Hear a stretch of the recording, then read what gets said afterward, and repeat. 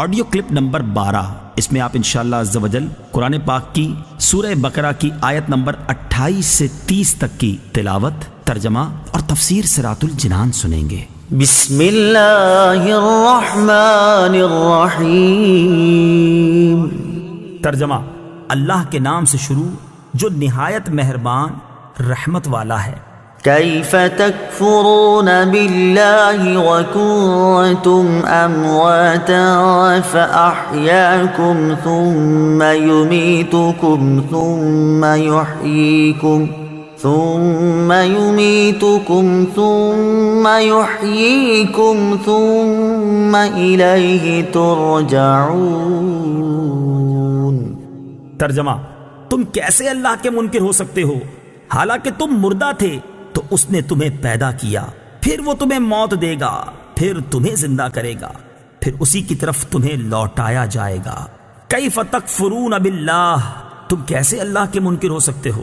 تفسیر صراط الجنان میں ہے، توحید و نبوت کے دلائل اور کفر و ایمان کی جزا و سزا ذکر کرنے کے بعد اللہ تعالیٰ نے اپنی خاص و عام نعمتوں کا اور قدرت کی عجیب نشانیوں کا ذکر فرمایا، اور کفر کی خرابی اور برائی کو کافروں کے دلوں میں بٹھانے کے لیے انہیں خطاب کیا کہ تم کس طرح خدا کے منکر ہوتے ہو، حالانکہ تمہارا اپنا حال اللہ تعالیٰ پر ایمان لانے کا تقاضا کرتا ہے، کیونکہ تم بدن میں روح ڈالے جانے سے پہلے تمام مراحل میں مردہ تھے، یعنی کچھ نہ تھے یا بے جان جسم تھے، پھر اس نے تم میں روح ڈال کر تمہیں زندگی دی، پھر زندگی کی مدت پوری ہونے پر تمہیں موت دے گا، پھر تمہیں زندہ کرے گا۔ اس سے یا تو قبر کی زندگی مراد ہے جو سوال کے لیے ہوگی، یا قیامت کی، پھر تم حساب کتاب اور جزا کے لیے اس کی طرف لوٹائے جاؤ گے۔ تو اپنے اس حال کو جان کر تمہارا کفر کرنا نہایت عجیب ہے۔ اس آیت میں غور کریں تو ہم مسلمانوں کے لیے بھی نصیحت ہے کہ ہم بھی کچھ نہ تھے، لیکن اللہ تعالیٰ نے ہمیں زندگی عطا کی اور زندگی گزارنے کے لوازمات اور نعمتوں سے نوازا، تو اس کی عطاؤں سے فائدہ اٹھا کر اس کی یاد سے غافل ہونا اور ناشکری اور غفلت کی زندگی گزارنا کسی طرح ہمارے شایان شان نہیں ہے۔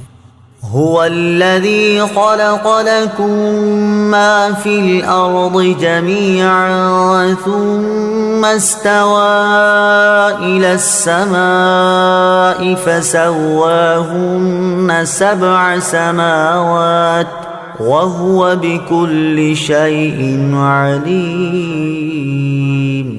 ترجمہ، وہی ہے جس نے جو کچھ زمین میں ہے سب تمہارے لیے بنایا، پھر اس نے آسمان کے بنانے کا قصد فرمایا تو ٹھیک 7 آسمان بنائے، اور وہ ہر شے کا خوب علم رکھتا ہے۔ هو الذی خلق لکم، وہی ہے جس نے تمہارے لیے بنایا۔ تفسیر صراط الجنان میں ہے، تمام انسانوں کو فرمایا گیا کہ زمین میں جو کچھ دریا، پہاڑ، کانے، کھیتی، سمندر وغیرہ ہے، سب کچھ اللہ تعالیٰ نے تمہارے دینی و دنیاوی فائدے کے لیے بنایا ہے۔ دینی فائدہ تو یہ ہے کہ زمین کے عجائبات دیکھ کر تمہیں اللہ تعالیٰ کی حکمت و قدرت کی معرفت نصیب ہو، اور دنیاوی فائدہ یہ ہے کہ دنیا کی چیزوں کو کھاؤ پیو اور اپنے کاموں میں لاؤ۔ جب تک اللہ تعالیٰ کی طرف سے کوئی ممانعت نہ ہو تو ان نعمتوں کے باوجود تم کس طرح اللہ تعالیٰ کا انکار کر سکتے ہو؟ ایک اہم قاعدہ اس آیت سے معلوم ہوا کہ جس چیز سے اللہ تعالیٰ نے منع نہیں فرمایا وہ ہمارے لیے مباح و حلال ہے۔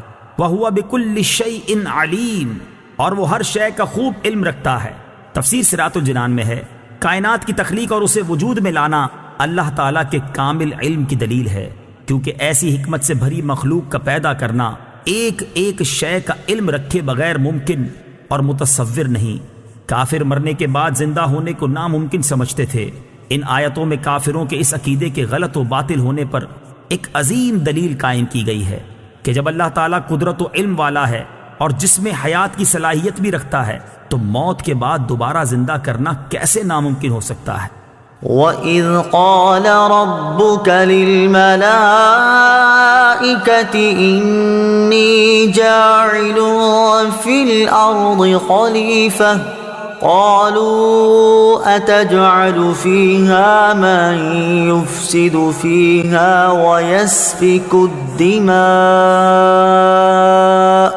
وَنَحْنُ نُسَبِّحُ بِحَمْدِكَ وَنُقَدِّسُ لَكَ قال انی اعلم ما لا تعلمون۔ ترجمہ، اور یاد کرو جب تمہارے رب نے فرشتوں سے فرمایا میں زمین میں اپنا نائب بنانے والا ہوں، تو انہوں نے عرض کیا کیا تو زمین میں اسے نائب بنائے گا جو اس میں فساد پھیلائے گا اور خون بہائے گا، حالانکہ ہم تیری حمد کرتے ہوئے تیری تسبیح کرتے ہیں اور تیری پاکی بیان کرتے ہیں۔ فرمایا بے شک میں وہ جانتا ہوں جو تم نہیں جانتے۔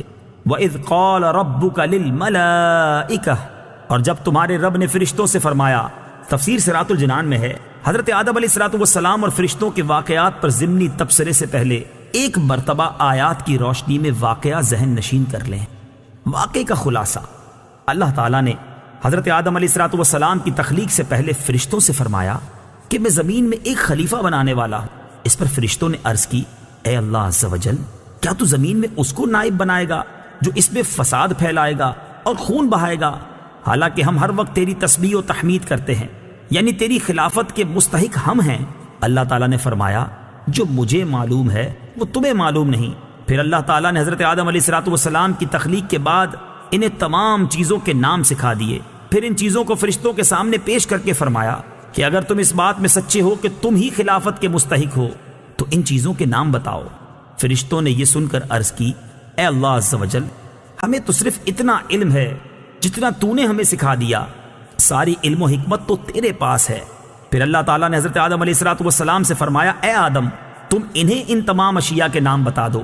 جب حضرت آدم علیہ السلام نے انہیں ان اشیاء کے نام بتائے تو اللہ تعالیٰ نے فرمایا اے فرشتوں، کیا میں نے تمہیں نہ کہا تھا کہ میں آسمانوں اور زمین کی تمام چھپی چیزیں جانتا ہوں اور میں تمہاری ظاہر اور پوشیدہ باتوں کو جانتا ہوں۔ انی جاعل فی الارض خلیفہ، میں زمین میں اپنا نائب بنانے والا ہوں۔ تفسیر صراط الجنان میں ہے خلیفہ اسے کہتے ہیں جو احکامات جاری کرنے اور دیگر اختیارات میں اصل کا نائب ہوتا ہے۔ اگرچہ تمام انبیاء علیہ السلام اللہ تعالیٰ کے خلیفہ ہیں، لیکن یہاں خلیفہ سے حضرت آدم علیہ السلام مراد ہیں، اور فرشتوں کو حضرت آدم علیہ السلام کی خلافت کی خبر اس لیے دی گئی کہ وہ ان کے خلیفہ بنائے جانے کی حکمت دریافت کریں اور ان پر خلیفہ کی عظمت و شان ظاہر ہو کہ ان کو پیدائش سے پہلے ہی خلیفہ کا لقب عطا کر دیا گیا ہے، اور آسمان والوں کو ان کی پیدائش کی بشارت دی گئی۔ فرشتے کیا ہیں؟ فرشتے نوری مخلوق ہیں، گناہوں سے معصوم ہیں، اللہ تعالیٰ کے معزز و مکرم بندے ہیں، کھانے پینے اور مرد یا عورت ہونے سے پاک ہیں۔ فرشتوں کے بارے میں مزید تفصیل جاننے کے لیے بہار شریعت جلد نمبر 1 کے صفحہ 90 سے ملائکہ کا بیان مطالعہ فرمائیں۔ انی اعلم، بے شک میں زیادہ جانتا ہوں۔